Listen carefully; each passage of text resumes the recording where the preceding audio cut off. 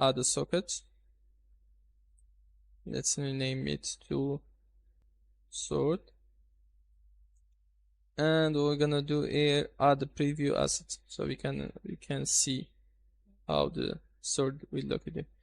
So we're gonna use this as dagger scapard. You can download it from Quixel Bridge.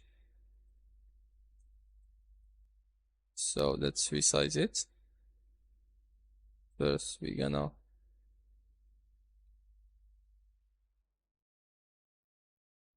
put it like here, and then let's get it here and there. Okay.